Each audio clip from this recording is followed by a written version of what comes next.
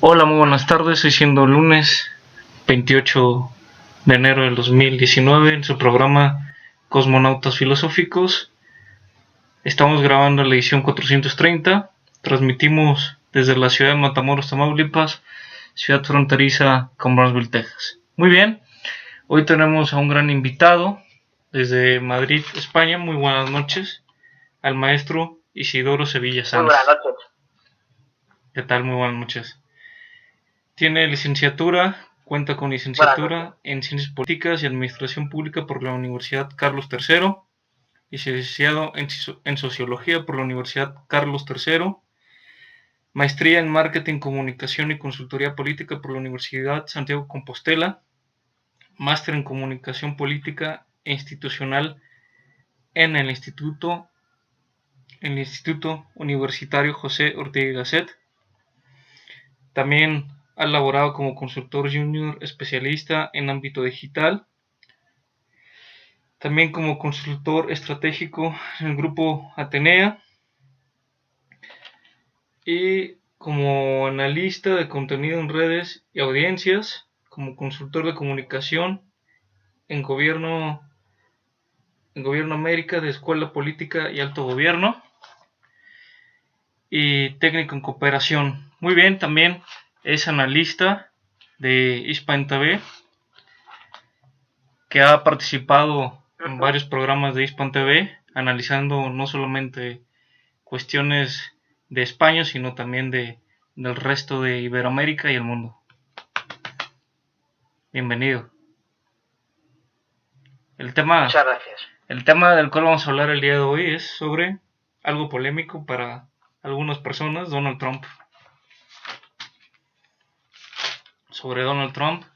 Actualmente, desde el 2016 en las elecciones, bueno, cuando fue precandidato, estaba algo caótico el movimiento del Partido Republicano entre los más importantes candidatos. Nadie lo daba por ganador como candidato y ni como presidente de los Estados Unidos en el 2016. Vino desde atrás y se logró catapultar como buena imagen de marketing político. Muy bien. La primera pregunta es cómo se estructura la imagen de Donald Trump en las elecciones del 2016.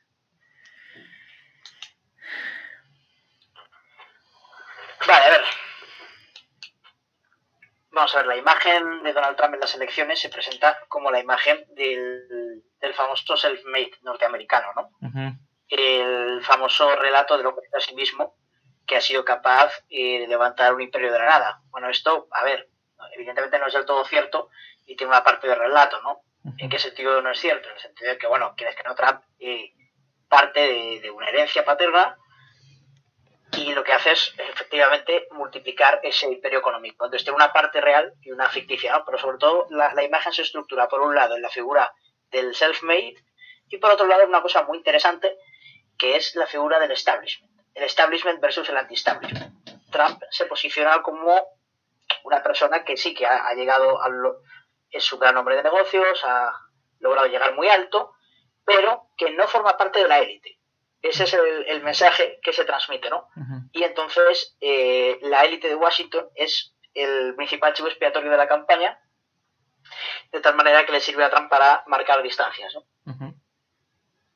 No, claro, es básicamente la figura de Trump se enrola en la figura de un político anti-establishment, de un político que nunca ha estado metido en política y que ha escrito con el sistema, con los principales promotores de la élite estadounidense, Wall Street, etcétera, etcétera.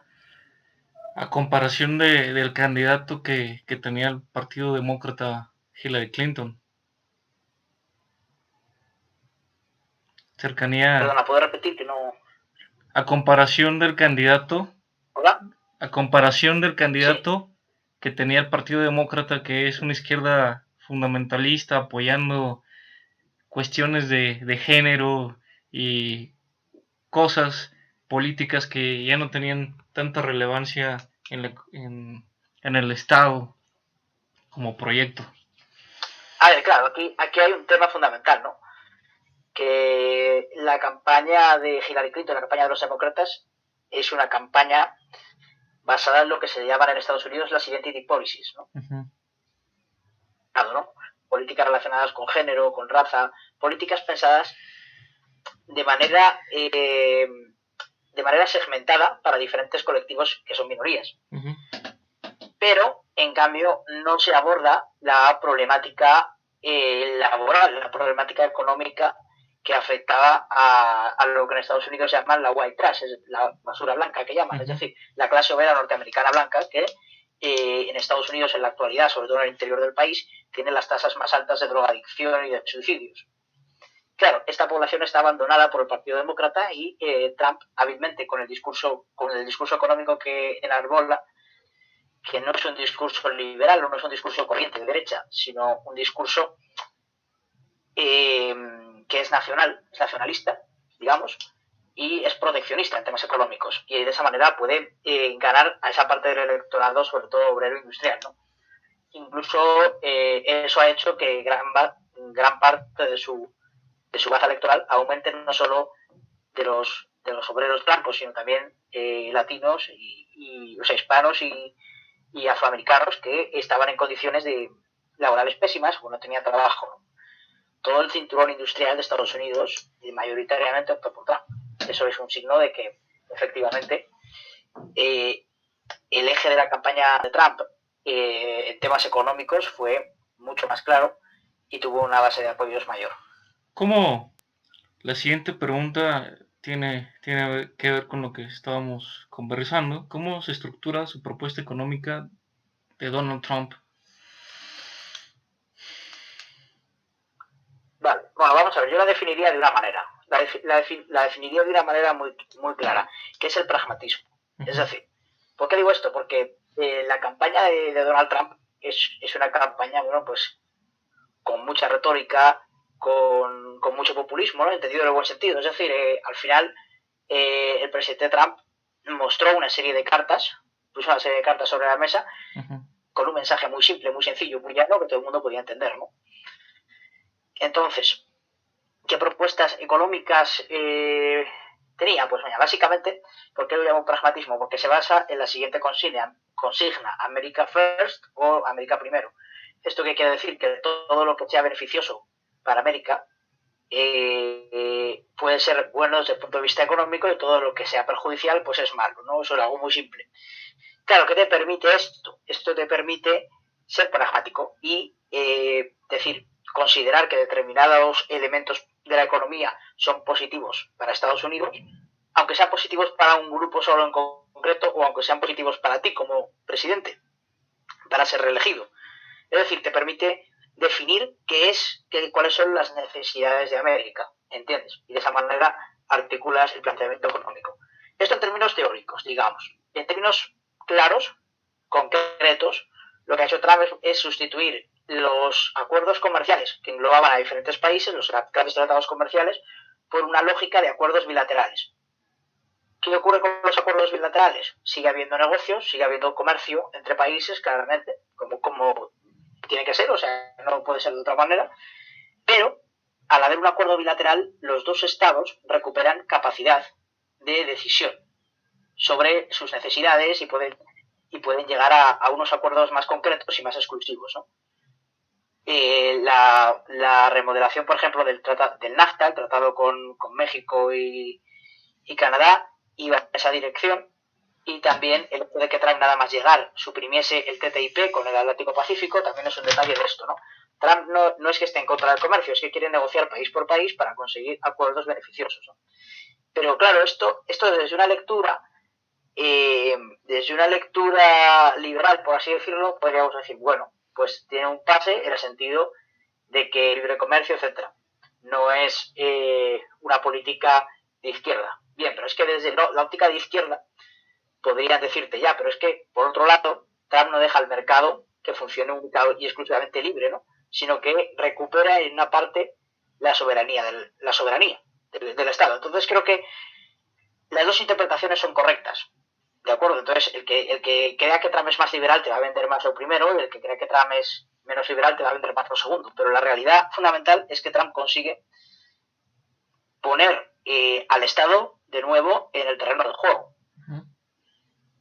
¿Vale? Y lo que pasa es que él, como político, como hombre de negocios estadounidense, anglosajón, pues es una persona a la que, en fin, considera que los tratados comerciales o los acuerdos comerciales, aunque sea país por país, pues son algo de lo que no se puede prescindir, ¿de acuerdo? O sea, esa es la lectura. Fundamentalmente su propuesta consiste en sustituir los grandes tratados internacionales por tratados de país con país, tratados bilaterales, ¿de acuerdo? Donde se recupera la lógica de la negociación, Estado por Estado, líder por líder. Y a eso tenemos que sumarle que dentro de esa lógica hay un componente antiglobalización importante. ¿Cuál es ese componente antiglobalización? Pues fundamentalmente la política arancelaria. Trump es consciente de que China es una potencia emergente que tiene su propia agenda global, ¿vale? Esta agenda es, me parece que hay una pregunta sobre eso, así que lo voy a comentar más adelante. Pero fundamentalmente Trump es consciente del peligro de la emergencia de China y, por tanto, no puede permitir, por ejemplo, que la producción china siga siendo masiva en Estados Unidos por diferentes razones. Una es porque, de alguna manera, los productos chinos al entrar en Estados Unidos pues, provocan un declive en los precios, en la competencia. ¿En qué sentido? Los chinos producen más barato porque tienen una mano de obra más barata y por tanto la gente compraría más sus productos. De ahí la política arancelaria, ¿no? Esta lógica con China se puede extender, o sea, Trump la extendió en un momento dado incluso a la Unión Europea, que es un competidor que puede tener unas condiciones salariales y medioambientales y fiscales muy similares a Estados Unidos, pero aún así también lo planteo con la Unión Europea, para que veamos que el componente proteccionista económico están presentes en la lógica de Trump. La siguiente pregunta: ¿por qué Donald Trump retoma el discurso obrero? Tal vez lo comentaste en un principio, pero sería interesante analizarlo con profundidad. Vale, vamos a ver. Retoma Trump, yo creo que lo primero sería hacerse esa misma pregunta, ¿no? Más que una afirmación, plantearlo de nuevo con pregunta. ¿Retoma Trump un discurso obrero? Vamos a ver. Bueno, para empezar hay que entender que vamos a ver, Trump es un hombre que viene del mundo de las inmobiliarias, ¿no? Viene del mundo de la construcción. La diferencia que tiene un hombre de la construcción como empresario, me refiero a un hombre que se dedica única y exclusivamente a las finanzas, a invertir a invertir, comprar y vender, especular en los mercados financieros, es que claro, la persona que tiene casinos y que tiene hoteles como es Donald Trump o que tiene viviendas para vender, lo que necesita es que la gente tenga liquidez en el bolsillo, que tenga dinero, porque sin ese dinero no puede gastar. Entonces, claro, Trump necesita efectivamente que las clases medias norteamericanas que se están empobreciendo recuperen un poco de poder adquisitivo para que puedan consumir. Es decir, hay que entender que la psicología de Donald Trump y su propia experiencia laboral, su propia experiencia como emprendedor, se plasman en sus intenciones políticas, ¿vale? Es decir, él necesita ese tipo de personas. Y esas personas normalmente son gente de clase media, yo no diría obrera, sino más clase media acomodada o clase media que quiere posicionarse, ¿no? Entonces, ese es un poco el electorado que Trump quiere hablar. ¿Qué ocurre? Que, claro, en Estados Unidos ha habido un declive de las personas que tienen poca formación académica y que además económicamente pues no... O sea, perdona, las personas que económicamente están mal, tienen una mala posición económica y encima no tienen estudios universitarios. Todos estos colectivos se resultan atractivos para Donald Trump por esto mismo, porque Trump es el que les promete trabajo y el trabajo que les permite ganar ese dinero que Trump necesita. Mira, más que resucitar el discurso obrero, lo que resucita, yo creo, es la necesidad de que el Estado tome un papel. Yo creo que esa es la clave. Es decir, ese Estado en la concepción norteamericana no creo que se vea como un Estado obrerista o como un Estado proletario, ¿no? sino como una especie de Estado basado en clases medias. Sí que se puede decir que económicamente Trump, con determinadas medidas, puede estar cerca de alguna forma de sistema mixto keynesiano. Sí se podría decir.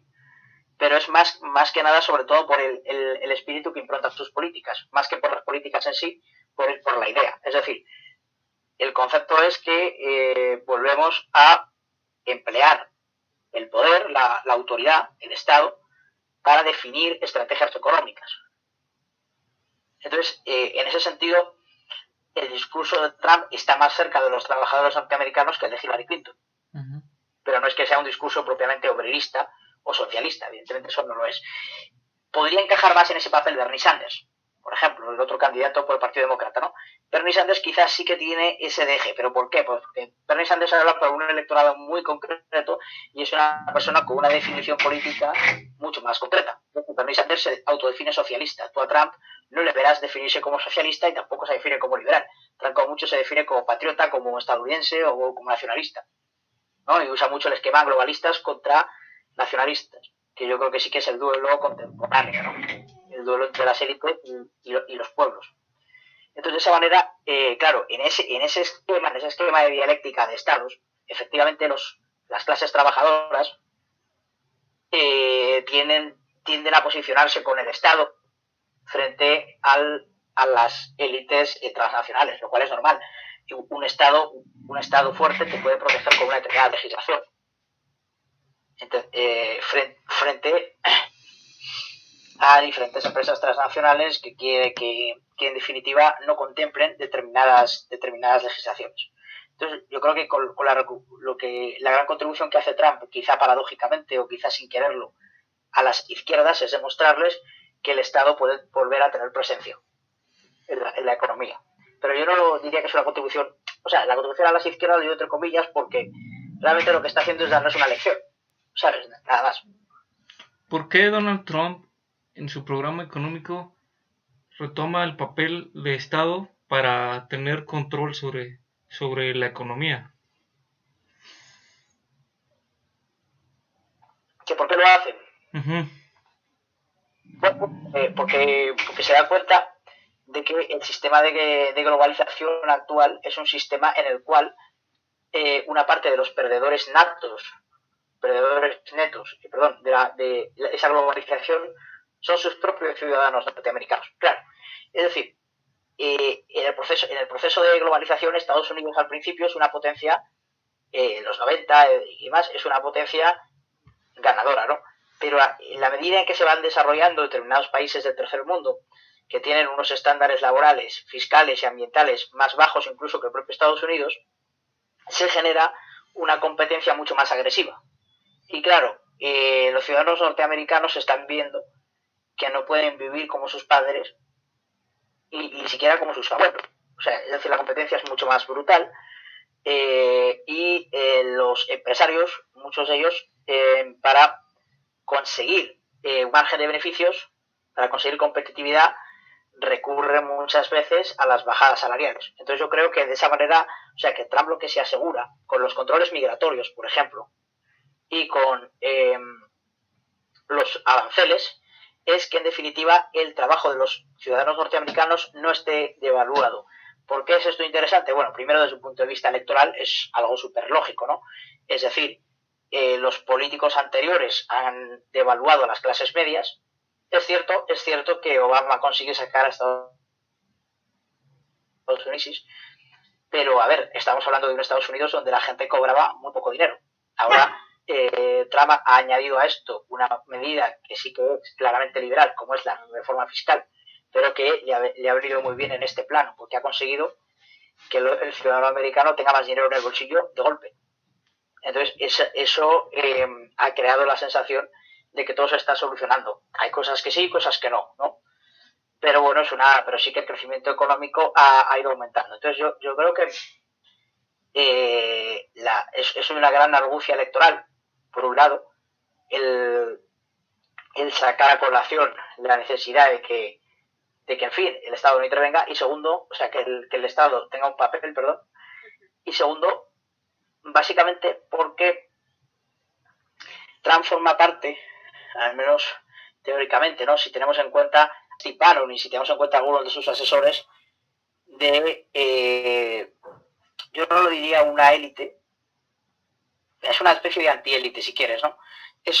Son personas que sí están bien posicionadas, pero no están de acuerdo con la filosofía imperante en las élites, ¿no? Que normalmente son progresistas y que normalmente son globalistas, ¿no? Entonces, en esa posición Trump sabe que si recupera la soberanía y hace un llamamiento a la soberanía, primero su país recupera capacidad de decisión y segundo puede contentar más a sus ciudadanos. Yo creo que hay una parte pragmática, que es lo que te he comentado, electoralmente es interesante potenciar al que está abajo para que crezca económicamente y te apoye, y segundo por pura filosofía, es decir, por la concepción del mundo de Trump es un mundo que puede controlar.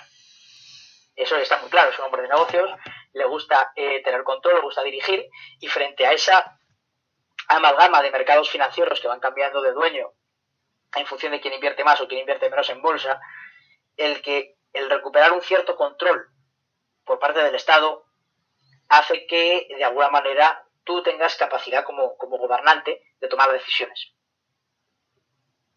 Quizá me he liado un poco, pero la idea fundamental es esa, unido a que, sin dejar de ser una parte de la élite, porque evidentemente gente como Steve Bannon o algunas de las personas que han apoyado a Trump, podríamos considerar que son también parte de una élite. O sea, hay una élite que se está rebelando, o sea, contra otra facción de la élite, digámoslo así. Y esta élite de Donald Trump, de Steve Bannon, etcétera, está buscando el apoyo popular. Yo creo que eso es claramente lo que ocurre, porque tampoco las élites son todo homogéneo, ¿no? Evidentemente hay diferentes facciones.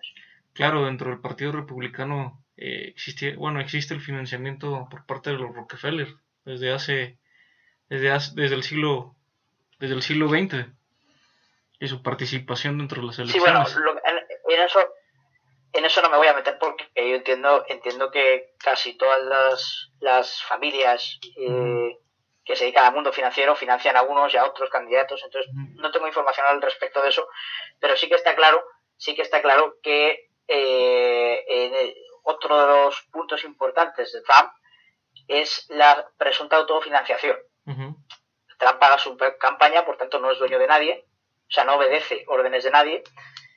Sí que es cierto que, voy a tener dinero de algunas petroleras, de algunos lobbies así muy concretos, pero es cierto que en general la mayoría de las élites estaban posicionándose en contra de Trump, apoyando a otros candidatos. ¿Por qué digo esto? Bueno, lo digo porque cuando tú ves que los titulares de toda la prensa mediática global, prácticamente, sobre todo estadounidense, estaban apoyando a la misma candidata que era Hillary Clinton, incluidos medios como la Fox, que tradicionalmente eran republicanos, pues te das cuenta de que había un interés en que Trump no saliera. Ahora viene una pregunta interesante. Después de la caída de la Unión Soviética en diciembre de 1991, pues se viene un periodo de Boris Yeltsin donde no entra en confrontación con Estados Unidos, sino una supuesta amistad entre Estados-nación política. Y ahora lo podemos ver entre Donald Trump y Vladimir Putin. ¿Cómo analizar la dialéctica entre Estados Unidos y Rusia? Vale, a ver. Bueno, aquí hay un elemento fundamental, ¿no? Donald Trump y Vladimir Putin son dos personas que tienen algunos rasgos similares, ¿no? Son dos personas claramente líderes. Son lo que, o sea, en términos coloquiales, diríamos que son dos machos alfa. Les gusta tener el control, les gusta dominar. Y políticamente hablando, ninguno de los dos, y esto se ha observado mucho, por ejemplo, cuando se dan la mano. Cuando se dan la mano o cuando van los dos juntos a una reunión y luego hablan o sea, hacen la rueda de prensa. Lo que intenta transmitir tanto el uno como el otro es que han salido ganando. ¿Entiendes? Ninguno quiere dar su brazo a torcer. Pues eso es un tema importante. Luego, más allá de eso, yo creo, y creo que esto es algo más o menos sabido, que se llevan bien, porque en el fondo los dos los dos se consideran nacionalistas, o al menos contrarios a que haya una serie de intereses globales por encima de sus países, ¿no? Y entonces, bueno, lógicamente lo que tienen es una rivalidad porque, a ver, Estados Unidos y Rusia tienen intereses diferentes a nivel geopolítico y esos intereses, por mucho que cambie el presidente, se siguen manteniendo en gran parte. Pero bueno, vamos a analizarlo sobre la tierra. De momento, Trump ha anunciado la retirada de las tropas de Siria. Ese es un movimiento que claramente beneficia al establecimiento de Putin en la región. Es decir, sí que tienen conflictos, pero a la hora de la verdad parece que Trump y Putin están mucho más cerca de lo que podría estar Putin y Obama, por ejemplo. Yo creo que esto también se basa que ambos están viendo, tanto Trump como Putin, que China como potencia emergente, pues, bueno, es un adversario, ¿no? Es un adversario en que culturalmente es diferente, tanto a Estados Unidos como a Rusia. Y segundo, podría no necesitarles económicamente si lo hace bien y consigue ser la gran potencia. Entonces, esto hace que, por un lado, tanto Estados Unidos como Rusia, aunque no lo mencionan, tienen esto en el horizonte, de manera conjunta. Pero bueno, la pregunta en concreto es cómo se articula esa relación, ¿no? Pues yo creo que sencillamente es con un cambio de paradigma respecto a las lógicas de los anteriores presidentes. ¿En qué sentido?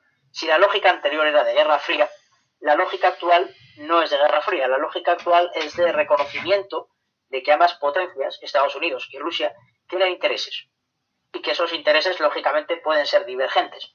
Pero ya no vas a ver a Trump haciendo una campaña anti-rusa o diciendo que Putin es el mal absoluto. No, Trump considera a Putin un interlocutor y Putin considera a Trump un interlocutor. Yo creo que eso es bastante mejor que un escenario en el cual se produce una demonización, una estigmatización, digamos, en términos menos coloquiales y más conceptuales, de Rusia, ¿no? En este caso. Es decir, yo creo que hay un acercamiento, y es un acercamiento que parte de esa misma lógica de los Estados-nación, de prevalecen los Estados-nación frente a los intereses de otros actores que no representan directamente a los países. Entonces yo, como soy presidente de Estados Unidos y tú, como eres presidente de Rusia, con independencia de la concepción que tengas tú de la política interior, ¿no? Los famosos debates acerca del respeto o no a los derechos humanos, por ejemplo, en Rusia. Trump no va a dar lecciones de democracia a Putin, ¿vale? Y no es porque Estados Unidos no pueda dar lecciones democráticas a Rusia, porque existen unos contrapesos y una separación de poderes en Estados Unidos que es envidiable en casi cualquier parte del mundo. Entonces, no es por eso, es simplemente porque Trump entiende que cada nación tiene derecho a organizarse como considere. Y a ese como considere hay que ponerle una frase final que te hace entender el funcionamiento del planteamiento de Trump. Mientras no nos toquen las narices. Hoy lo estamos viendo con el tema de Venezuela. Es decir, al final Estados Unidos sabe que sigue siendo la potencia hegemónica y no quiere perder ese papel. ¿Vale? Entonces es como si tengo que intervenir, intervengo, pero vamos a intentar no intervenir o intervenir lo menos posible. Entonces, para terminar, la relación entre Trump y Putin es una relación de rivalidad, pero de una rivalidad cordial. No son enemigos, son rivales. ¿Entiendes? No son potencias enemigas que van a enfrentarse militarmente o algo similar. No, son potencias rivales que reconocen su rivalidad y de alguna manera el escenario de Oriente Medio lo que nos dice es que cada vez más Rusia va a ocupar un espacio que Estados Unidos va dejando y que Trump, o sea, Estados Unidos, va a tomar posiciones en el Pacífico frente a China que considera realmente su adversario.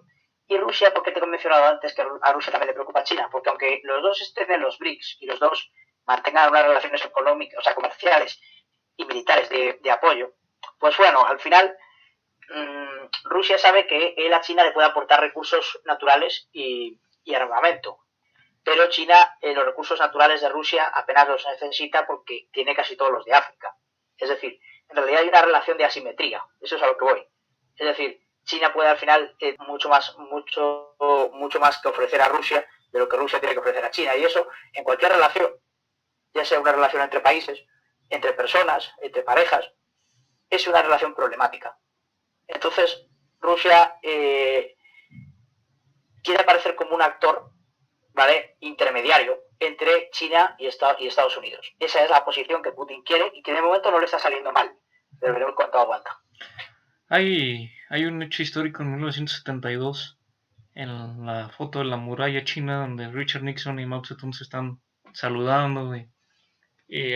Inicia esta dialéctica de estados entre China y Estados Unidos. Bueno, ahora vemos a Donald Trump, el por qué aplica los aranceles a China.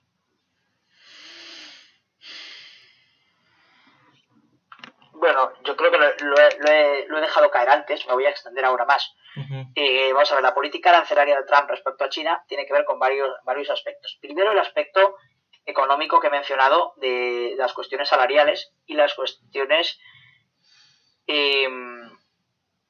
las cuestiones de precios y salarios, ¿no? Es decir, si en China cuesta producir esta calculadora 2 euros, pongamos esto, es una cantidad que no... Imagínate que cuesta 2 euros hacer esta calculadora en China. ¿Sabes cuánto costaría en Estados Unidos, teniendo en cuenta lo que se paga la plantilla, etcétera, etcétera? Pues 20 euros. Estamos hablando de que el precio es 10 veces mayor en Estados Unidos que en China.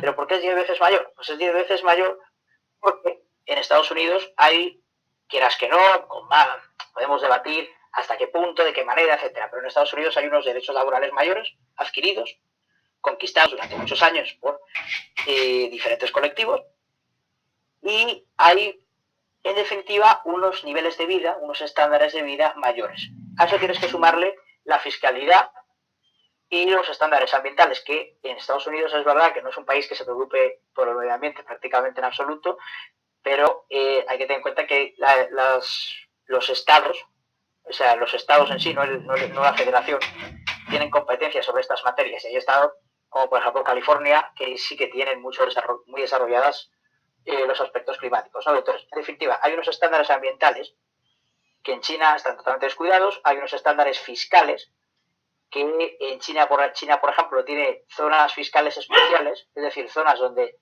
si tú pones ahí tus empresas o llevas ahí tus fábricas, o, en fin, tienes ahí tu desarrollo económico, pagas menos impuestos que en el resto del país, cosa que no hace Estados Unidos. Porque, y luego hay otro tema ahí, ¿no?, que es el tema de las patentes, que es otro tema que preocupa bastante. El tema de que, como gran parte de las empresas norteamericanas se posicionaron en su momento en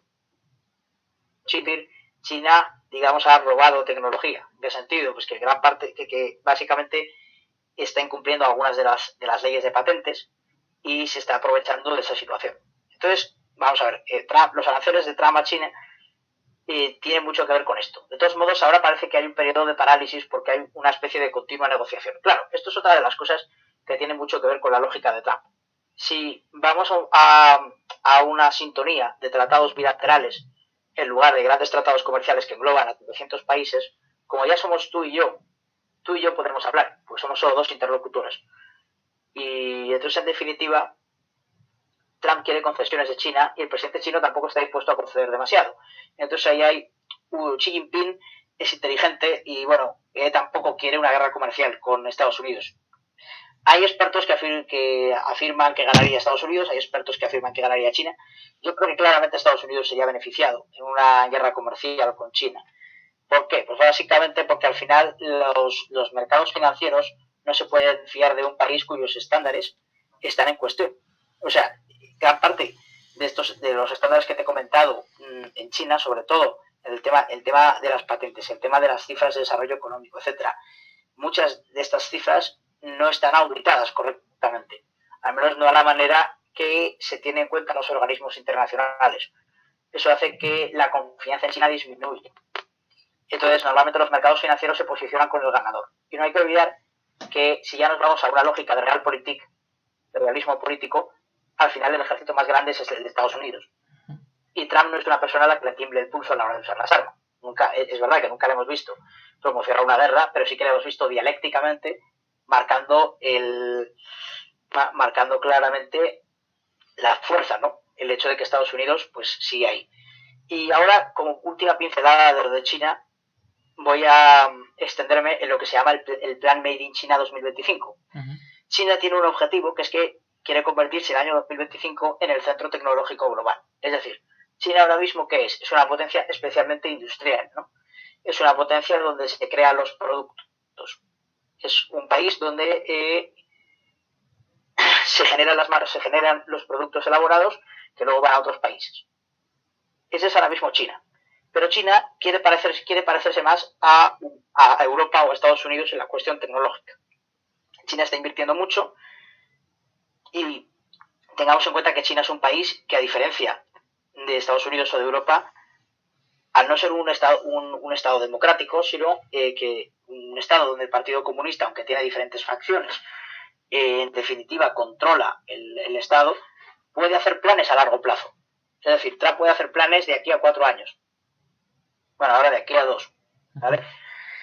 Pero China puede hacer planes a 10 años, ¿vale? Porque aunque cambiara Xi Jinping, podría venir alguien que perfectamente siguiera la misma lógica del sistema. Esto que hace que China pueda tener planes económicos que le permitan producir lo que quiere e invertir de la manera adecuada, ¿no? Entonces, al final, el Made in China 2025 es un plan para situar a China como el centro tecnológico global, que es lo que a China le falta, ¿no? Es decir, ser el epicentro de las tecnologías, el que es capaz de tener más acceso a la información, todo lo que vemos actualmente del Big Data, todo lo que vemos de la batalla que hay por conseguir más datos. Bueno, pues en ese centro, en esa batalla, están peleando China y Estados Unidos. Y no sé si Trump en concreto, pero el equipo de Trump, los asesores, son conscientes de ese plan de China en 2025 y lo que quieren es evitar que se haga realidad, ¿vale? A eso hay que sumarle también el tema de la ruta de la seda, que eso es un tema más industrial, un tema de conectar China con el resto de los países del mundo, ¿no? A través de trenes, sobre todo eso es más para la vía continental, o sea, conectar Europa con China, Rusia con China, es decir, China se convertiría en el centro geográfico entre el continente europeo y el asiático. Y luego también quiere crear infraestructuras que vayan del norte al sur de América y que atraviesen África. Claro, esto es una cosa muy megalómana, pero un país como China puede tener, o sea, si tiene la capacidad tecnológica adecuada, pues puede llevarlo a cabo, porque en definitiva China no tiene que esperar cada 4 años a unas elecciones. Aunque el pueblo chino tenga otras necesidades, el gobernante puede priorizar industrializar, por ejemplo, una zona de África, si eso le va a dar un rédito económico a posteriori. ¿Vale? Es un concepto muy, muy curioso, pero ahí tiene mucho que ver la idea, la mentalidad confuciana que sigue vigente en China, de alguna manera.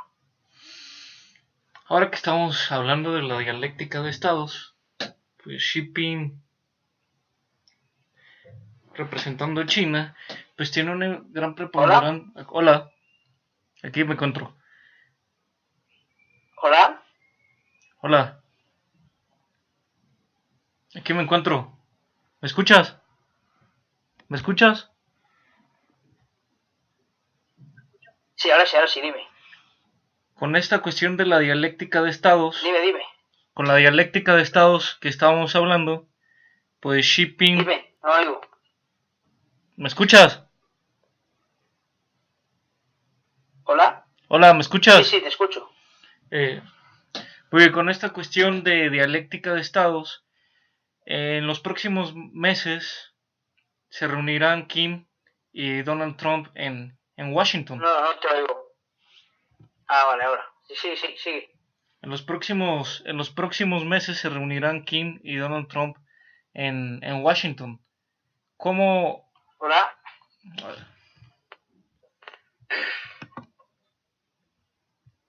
Es que se me ha ido.